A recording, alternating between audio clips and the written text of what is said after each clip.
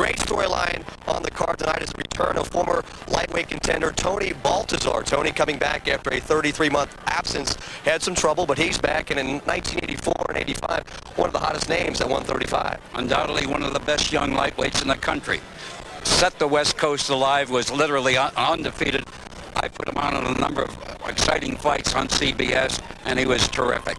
What he seemed to lack was the concentration, the intensity to be a champion. And what we didn't realize at the time that young Tony had a problem. He was a drinker, an alcoholic, and later a tragedy had to occur before it was discovered. He killed somebody while driving, while under the influence of liquor, and has served 2 years.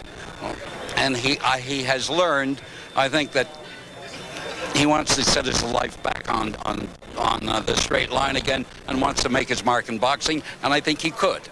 Tony Baltazar, of course, a tough guy, good left hooker, fighting Miguel Dominguez, a guy we don't know a lot about, but Tony says he's not worried about who he's fighting. He just wants to get in the ring. He is tough. That hook was as good as I've seen. In fact, he had Howard Davis down twice. He had Robin Blake when Robin Blake was one of the best young fighters out there. The same thing. Miguel Dominguez, a big guy, 6 foot. Tony Baltazar gets a second chance, and you get a chance to see Tony Baltazar, first bout of the evening. Baltazar against Miguel Dominguez as we get underway here at Bally's after our first time out. Stay tuned.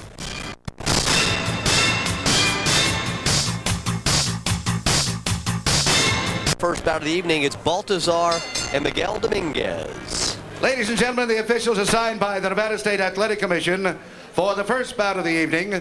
The judges are Bill Graham, Hal Miller, and Dalby Shirley. The timekeeper is Al Bisick. Counting at the knockdowns, Mike Morabito. The attending physicians at ringside, Doctors James Game and Kazim Fathi. And your referee for the first bout of the night is Richard Steele. The opening bout of the evening featuring 8 rounds of boxing in the welterweight division.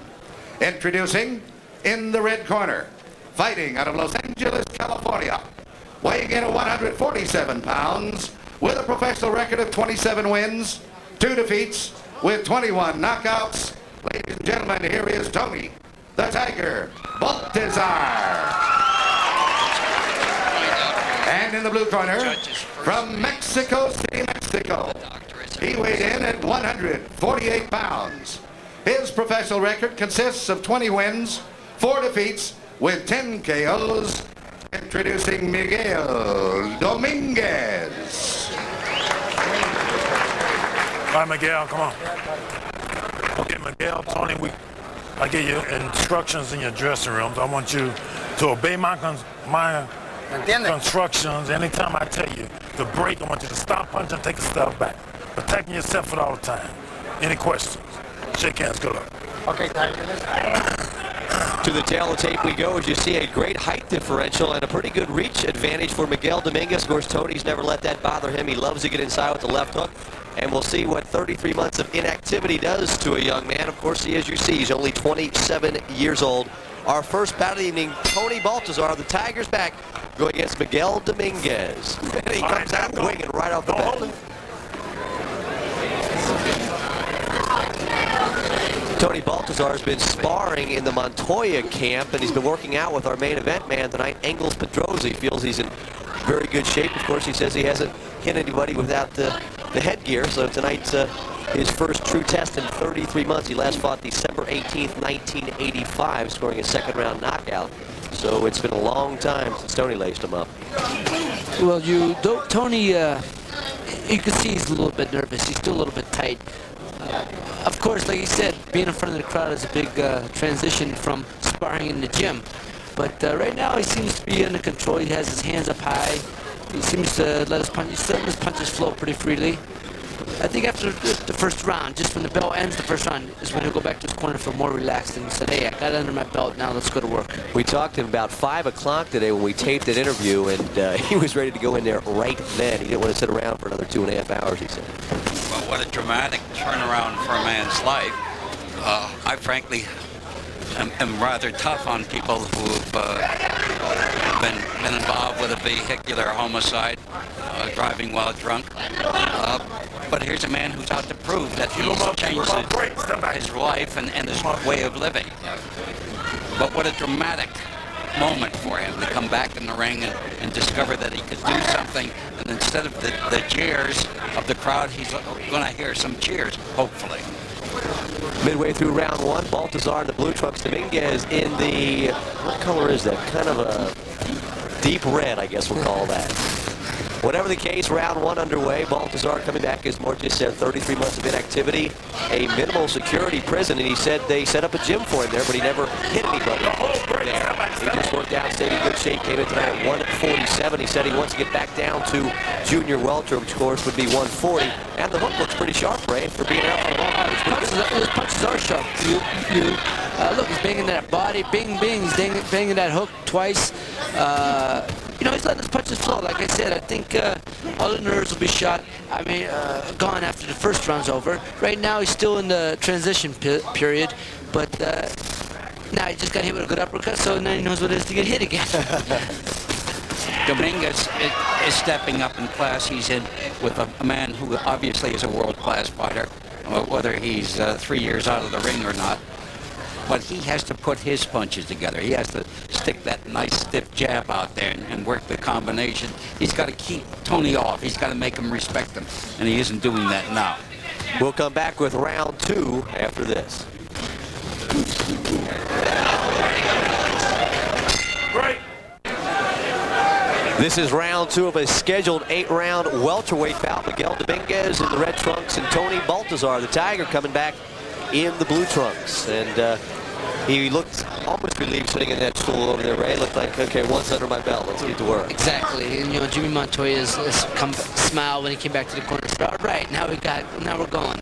You know, I tell you what, Tony Baltazar was a guy that I enjoyed watching all the time. Oh, good punches, good combinations.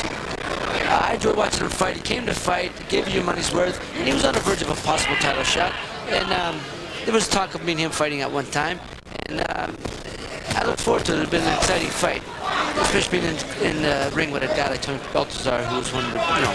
Dominguez has to do two things. He's got to use his leg. He's got to move, because Tony, he can't just indulge Tony stand in front of him, and he's got to use that jab.